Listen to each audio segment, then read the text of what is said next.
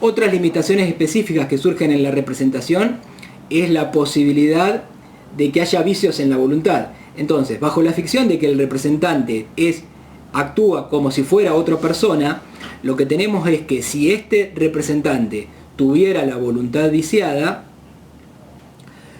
sus actos serían nulos, porque estamos haciendo de cuenta, si se quiere, que fue otra persona la que obró. Y si la otra persona, obrando con vicio de voluntad, concreta un negocio susceptible de ser nulo, lo mismo ocurre cuando estos vicios de la voluntad los tiene el representante.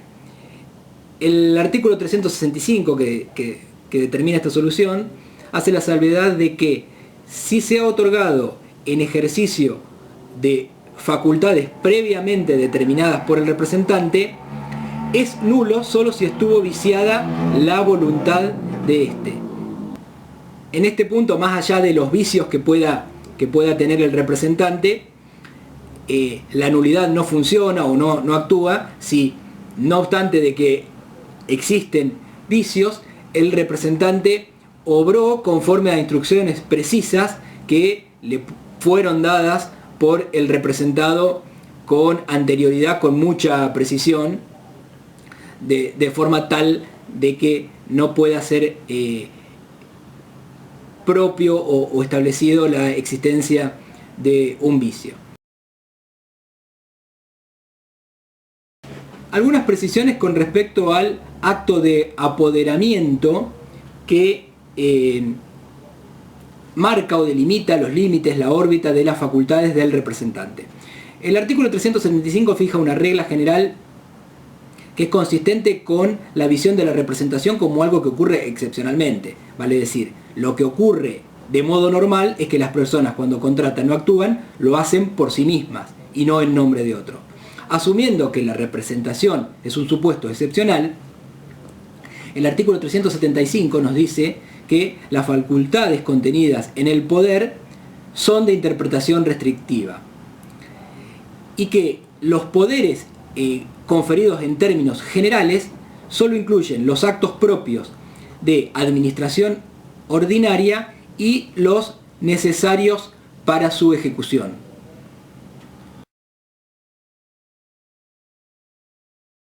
Entonces tenemos esta enunciación general de lo que se llamaba poderes generales y poderes especiales, y esto ahora el código lo sustituye un poco la terminología, estableciendo específicamente actos que requieren un poder con facultades expresas. Que esto no quita que haya un poder general que además incorpore facultades expresas. Hay una larga enumeración que está en el artículo 375 y que intuitivamente al recorrer sus diversos ítems encontraremos que se trata de actos de especial y muy especial importancia. Por ejemplo, peticionar el divorcio, reconocer hijos, extinguir, constituir o transferir derechos reales sobre inmuebles o bienes registrables, reconocer o novar o hacer novación de obligaciones, hacer pagos que no sean pagos ordinarios de administración, hacer transacciones o someter a juicio arbitral cuestiones litigiosas, hacer alquileres, ya sea como locador o como locatario, por más de 3 años o cobrar alquileres adelantados por más de 1 año, hacer donaciones. La donación siempre es vista para el derecho como un acto de liberalidad que requiere, que no es normal, y por eso la enunciación del código hace que requiere una facultad expresa. Y lo mismo para dar fianzas, comprometer servicios personales y dar o tomar dinero en préstamo. Entonces, para toda esta serie de actos se va a requerir, como lo estipula el artículo 375, poderes con facultades expresas, que específicamente digan que el representante tiene la posibilidad de hacer eso en nombre de otro. Aquí, cuando esto no sucede, se abren 2 situaciones. Una es cuando el representante obró sin representación o excediéndose en los límites de su mandato. Desde luego, la solución dada en el artículo 376 es que es responsable del daño que la otra parte sufra por haber confiado en la validez del acto. Salvo que, y esta es una situación un poco sospechosa, digamos, que le haga saber al tercero las faltas o las insuficiencias de su poder, en cuyo caso queda exento de dicha responsabilidad. La otra posibilidad que es mencionada como una especie de, enunciada por el código como un derecho, pero a la vez en verdad debe ser considerada para una carga, es la que contiene el código en el artículo 374, cuando dice que los representantes pueden exigir una copia firmada del instrumento acreditativo de la representación que invoca. Y esto, en un par de renglones, no nos parece imponer ninguna obligación específica. El punto es que, como habíamos venido diciendo antes, el tercero que contrata sin obrar con la debida diligencia asume las responsabilidades. Entonces, las soluciones que dan el artículo 361 y el artículo 362 de que las instrucciones que el representado dio a su representante son oponibles a terceros si estos han tomado conocimiento de tales circunstancias o debieron conocerlas habiendo obrado con cuidado y previsión, al no haber obrado con cuidado y previsión, estas limitaciones no les son oponibles. Entonces, quien va a contratar con alguien que invoca una representación, más que este derecho, si quiere procurarse la estabilidad del acto y que no esté viciado por la nulidad que podría caberle cuando un representante actúa en exceso, tendría que requerir y verificar si el representante tiene el poder para hacer lo que pretende hacer. En este punto es pertinente apuntar el artículo 381, que nos dice que en el curso de una representación puede haber modificaciones en un poder. Yo puedo haberle dado a una persona un poder muy amplio y después acotarlo, o viceversa. Entonces, aquí surge una cuestión que está dada en el que está resuelta en el artículo 381, que dice que las modificaciones, la renuncia y la revocación de los poderes deben ser puestas en conocimiento de los terceros por medios idóneos. Si no son puestas en conocimiento de los terceros, no son oponibles a ellos, a menos que se pruebe que ellos las conocían a las modificaciones o a la revocación en el momento de celebrar el acto jurídico. Esto es, si alguien en un momento obró requiriendo un poder y ese poder era muy amplio y después se acotó y se siguen celebrando contratos con esa persona o se ha continuado la relación jurídica, la idea del código es que se le comunique por un medio idóneo, que no especifica cuál, pero podría ser una carta documento o una notificación que de algún modo se haga fehaciente. Otra cosa que puede pasar en este punto es que el representante sustituya su poder en otro. Esto es, a mí me dieron representación para celebrar actos en nombre de un tercero y yo ese poder para actuar en nombre de Juan se lo doy a Pedro, con lo cual ya no va a ser frente a terceros yo el apoderado original quien interviene por nombre del poder dante, sino otra persona. Entonces, primera cuestión, el representado al hacer su poder puede prohibir esta sustitución. Si está prohibida la sustitución, está claro que no puede haber esta posibilidad de sustituir el poder en otro. Y la segunda cuestión que se plantea cuando no hay esta prohibición y consecuentemente es posible, es quien responde. Y la regla es que es quien responde el apoderado original. Salvo, va a responder entonces el apoderado original, salvo que sea el representado quien haya indicado esa persona del sustituto o se la haya especificado. Esta regla está estipulada en el artículo 377.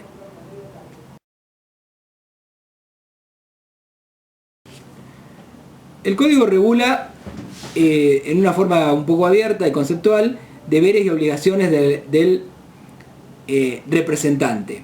No son un número clausus, están en el artículo 372, que sucintamente nos implican que la representación es una relación de confianza. Entonces, en ese contexto es el representante quien debe obrar con lealtad para su representado.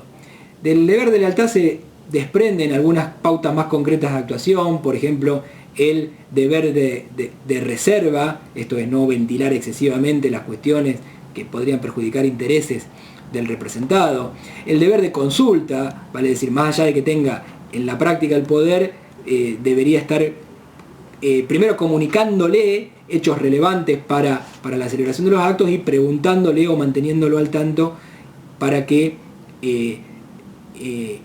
estén de alguna forma su representado manejando o conociendo los factores de las decisiones que va a tomar o que se van a tomar en su nombre. Y también existe el deber de conservar y custodiar los bienes que estén que esté adquiriendo o incluso bienes o valores que esté adquiriendo en nombre de su representado. Por otro lado, aparece en el artículo 373 la otra cara de la moneda, que son las obligaciones y deberes del poderdante, del representado. En primer lugar, aparece la obligación de brindarle al representante todos los medios necesarios para el cumplimiento de la gestión. Información, papeles, documentos, dinero. Es decir, si yo le otorgo poder a alguien para adquirir bienes de mi nombre, necesariamente debería disponer o ver de qué forma va a proveerse del dinero para ello. La representación es un acto que no necesariamente va a ser gratuito. Entonces aparece estipulado en el artículo 373, inciso B, la obligación del representado de retribuir al representante en los casos que corresponda. No corresponderá en todos casos porque nada impide que esta representación se haga a título gratuito. Y finalmente hay algo que requiere un poquito de atención, que esta es la idea de obligación de dejar indemne al representante. Esto significa que en el ejercicio de su función el representante va a incurrir necesariamente en algunos gastos, pagar honorario, hacer traslado físico, flete, etc. Entonces, es obligación del representado reembolsarle esos gastos para mantener indemne, y en ese sentido es la pauta de indemnidad que corresponde entender este artículo 373, inciso C. Dentro de la representación hay dos situaciones relativamente anómalas, y a la vez frecuentes en la práctica, conceptuadas en la teoría y captadas dentro de estas reglas en el código. Vamos a hablar de ratificación y de representación aparente. La primera es la ratificación. Alguien que actuó en nombre de otro sin poder o excediendo los términos del poder que pudo haber tenido, claramente estará teniendo un acto viciado. Entonces, esto no impide que la persona en cuyo nombre se obró la ratifique. Y esto, las soluciones que aparecen en el 369 es absolutamente igual a la de confirmación de los actos jurídicos. Entonces la ratificación posterior suple el defecto que pudo haber tenido la representación, primer efecto. Segundo, ese efecto es retroactivo al día que se le celebró el acto. Y la otra cuestión, la tercera, es que es inoponible a terceros que hayan adquirido derechos con anterioridad. O sea, quien adquirió derechos derivados de un acto viciado todavía no ratificado, esa ratificación le va a ser inoponible.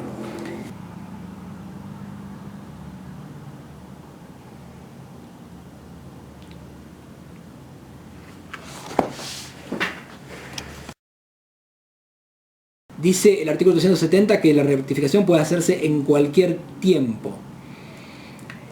Sí aparece una posibilidad, que es que los interesados, sabiendo o enterados de que un acto venía flojo de papeles, puedan requerir la ratificación. Y aquí aparece la fijación de un plazo que en principio no puede exceder de 15 días, salvo, dice el código, que dependa de la decisión de una autoridad administrativa, en cuyo caso el plazo va a ser de 3 meses. Pero, volviendo a la hipótesis de que se traten de particulares de 15 días, el efecto interesante que aparece, que es una regla, es una excepción, digo, a la regla de que el silencio no debe ser interpretado como manifestación de la voluntad, es que si el requerido de la ratificación no se expide en el término de 15 días, el silencio se debe interpretar como negativa. Vale decir, se debe entender que no ratificó. Independientemente de ello, no es la única posibilidad que tiene el tercero, que aparte de pedir la ratificación puede volver atrás del acto y revocar su consentimiento. Pero aquí aparece una pequeña excepción a la regla de que el silencio no implicaba ningún efecto de quien callo otorga, porque si requerido que soy no ratificó mi acto, se va a entender que no he dado mi consentimiento y entonces quedará ya consolidado el vicio original que el acto tenía. Y la otra regla que aparece ahora plasmada en el código, esta es una no innovación, pero sí se pasa en limpio situaciones que la doctrina ya había definido, sobre todo en el marco de la teoría de las obligaciones, es la teoría de la apariencia. Está dado en el artículo 367, que tiene que ver con la confianza en el tráfico jurídico y con las formas de operar más dinámicas de la vida moderna, donde no todo el mundo le está requiriendo poderes cada vez que contrata. Entonces aparecen 3 casos particulares que denotan un poco el concepto, las líneas generales de cuando hay representación aparente, y aparece una suerte de definición. Dice el código que cuando alguien ha obrado de manera de inducir a un tercero a celebrar un acto jurídico, dejándole creer razonablemente que negocia con su representante sin que haya representación expresa, se entiende que le ha otorgado tácitamente poder suficiente. Entonces, esto a veces lo oímos cuando hacemos llamadas a servicios para contratar, o cuando vamos a la oficina de una corporación que dice, usted será atendido por un representante, y no le pedimos el poder de la firma al representante, que en verdad es un empleado que nos está atendiendo para procesar una queja o un trámite. Entonces, pero todo el acto, la empresa, esto sucedió en sus oficinas, la persona tenía su distintivo, su uniforme, está claro que por apariencia yo estoy obrando con alguien autorizado a dar ese acto. La ley establece 3 incisos de cuándo se presume que hay representación aparente. Entonces dice que el artículo 367, inciso A, que se presume que obra con representación aparente quien de manera notoria tiene la administración de un establecimiento abierto al público, diciendo que es apoderado para todos los actos propios de la gestión ordinaria de este. Esto es, un gerente de una sucursal puede pagar impuestos o contratar una obra para realizar en esa sucursal. No va a poder contratar un crédito hipotecario en nombre de toda la empresa, porque eso excede sus actos propios de la gestión ordinaria de su ámbito de incumbencia. Esto es un ejemplo de cuando se aplica la teoría de la apariencia. Otro, inciso B, los dependientes que se desempeñen en el establecimiento, el empleado que me atiende, están facultados para todos los actos que ordinariamente corresponden a las funciones que realizan. Y siguiendo esta misma lógica, que insisto, no es taxativa, puede haber otros actos que encuadran en esto de cuando alguien obró dejando creer a otro que razonablemente había representación, aparece algo que es muy propio de la vida cotidiana, que dice que los dependientes encargados de entregar mercadería fuera del establecimiento, están facultados a percibir su precio otorgando el pertinente recibo. Entonces yo compro bidones de agua, me los traen y me los distribuyen personas que habitualmente vienen en nombre de la empresa, yo les pago, ellos me dan un recibo, no les estoy pidiendo poder. Estos son 3 ejemplos básicos, pero la teoría de la apariencia tiene un amplísimo campo de aplicación y ahora aparece reconocida, y esta es una de las innovaciones que se deben destacarse en el Código Civil y Comercial. Finalmente hay que referirse a cuándo se extingue los poderes, y eso va a depender de varias circunstancias. En primer lugar, cuando yo tengo un poder para hacer una cosa muy específica, vender un bien determinado, el poder se va a terminar cuando se cumplió el objeto del encargo. Se trata de poderes dados para actos concretos y no destinados a perdurar en el tiempo. En segundo lugar, hay una circunstancia natural que implica la extinción de la situación de representación, que es o hay un fallecimiento del representante o del representado. Lo mismo sucede con su quiebra, su incapacidad o su declaración de muerte presunta. Sin ir a estas hipótesis, la otra posibilidad de terminación o de finalización del apoderamiento es el supuesto en que el representado revocó su poder o el caso donde el representante renuncia. Aquí hay que hacer una pequeña advertencia, que es que es problemático que un representante renuncie de un día para el otro. Entonces el código condiciona el ejercicio de esta facultad del representante de renunciar, imponiéndole la obligación de continuar en el ejercicio de su representación hasta tanto notifique la renuncia al representado, salvo que acredite la concurrencia de una justa causa. Esta idea no está claro qué puede entenderse por justa causa, tal vez el incumplimiento grave de las obligaciones de parte del representado, como no darle los medios necesarios para cumplir su gestión, o estar con un incumplimiento persistente en su deber de retribuirlo. Como fuera, cualquiera sea esta justa causa, en principio la renuncia no tiene efecto desde el momento en que el representante decide desvincularse, sino desde que el momento en que consigue notificarlo a su representado para que sepa que o reasumirá en su persona la gestión de sus propios negocios o tendrá que designar él a un nuevo representante.